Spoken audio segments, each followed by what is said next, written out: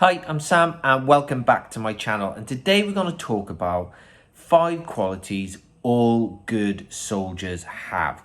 And now this is nothing to do with values and standards, that's part and parcel of actually being in the military itself. These are 5 qualities that I've noticed in soldiers that I've been in command of, or that some of them are my actual friends, and they all have these qualities. And it's also something that, should you have to leave the army early for any reason, you can look back on your career and you will not have any regret, and you can say to yourself that you've actually been the best soldier that you could be. So the first one is being punctual. It is so key in being a good soldier, being punctual. It's a common saying within the British Army about being somewhere 5 minutes before, 5 minutes before, 5 minutes before. So literally, it's like being somewhere 15 minutes early when you've actually been given a time. And it does annoy a lot of people. But all I can say is this: generally, the people who always are early are the ones who are always best prepared. And they've got all their kit together, they're prepped, they're ready to go, and generally they're the ones that are always there first as well. They're never early in a case of they're never late then the next day because they were early the day before. They're always the ones who are most punctual, and that carries on with you then in civilian life. I'm actually terrible for it. A lot of people will, well, my family mostly, they go mad at me because we're always early for everything. Especially, I've been doing a lot of flying at this moment in time, going back and forth America, and I'm literally at the airport like 4 hours before my actual flight time, where the recommendation is 3 hours. But that's just been indoctrinated into me since I've been in the army. If there's a reservation at a restaurant, then generally I'll be there around 10 minutes or quarter of an hour before the actual reservation. It's a nightmare. My family go nuts. But the fact is, I'm punctual and we're always there early. And then if you're early, then you're always on time when that actual time rolls around. So be punctual. It helps, and you will stand out from the crowd.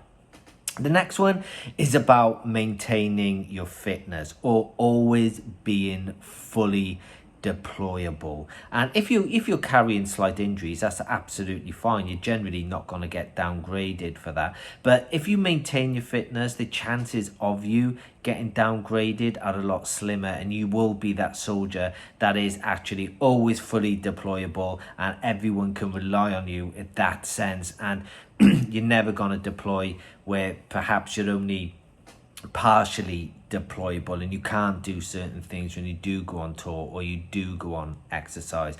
But that's the physical fitness. But also you have the mental fitness side of it as well. So always prepare yourself mentally. And if you if you need to speak to someone, a psychiatrist, any kind of person like that, just go and speak to them. There's nothing wrong with ensuring you're mentally fit just as much as you are physically fit as well.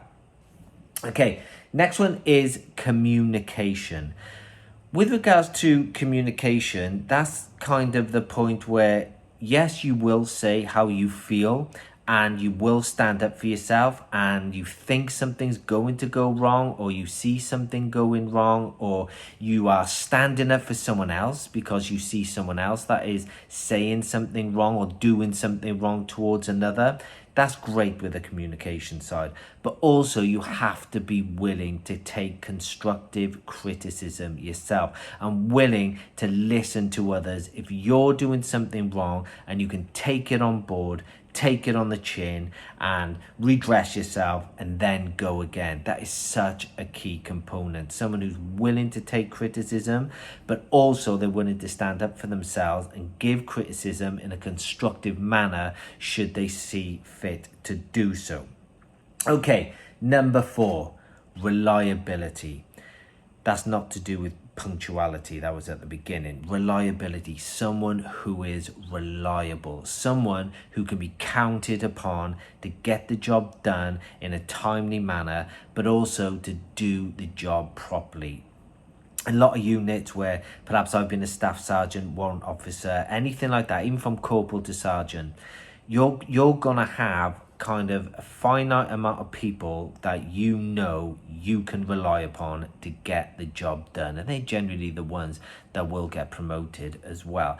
And if you are becoming, or if you are the reliable one, you will have to get ready, because you will get a lot of tasks coming your way. You'll get most of the tasks. I used to generally pick the same couple of people all the time because I knew how reliable they were. And then you give jobs out to others, give them a go. But if you found them unreliable and you needed a job done, it's such a fast pace of work sometimes, you would just know who you can rely upon and who to give the jobs to. Be reliable. Be reliable. The next one we've got is willing to learn.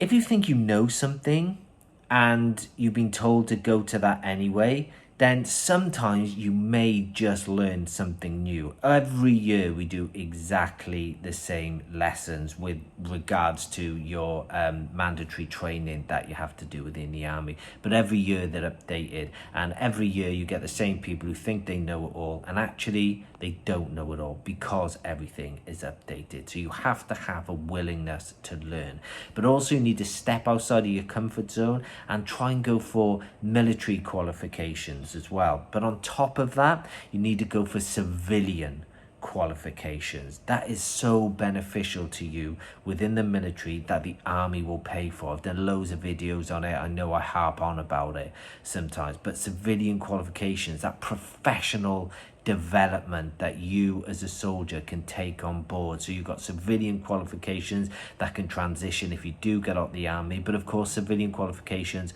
also transition into the army as well. So they're kind of like the 5 things that you should be looking for.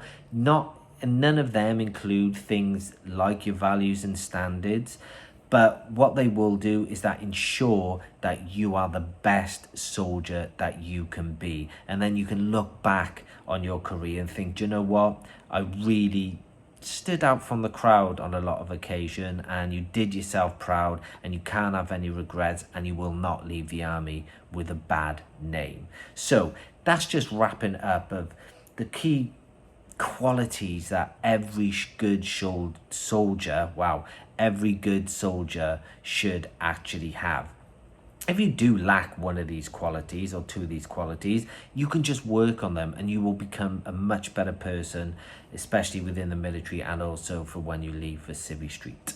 So that's it. If you have any questions or if you have any comments on what you think might be a quality of a good soldier, just whack them in the comment section below. Other than that, take care. Bye.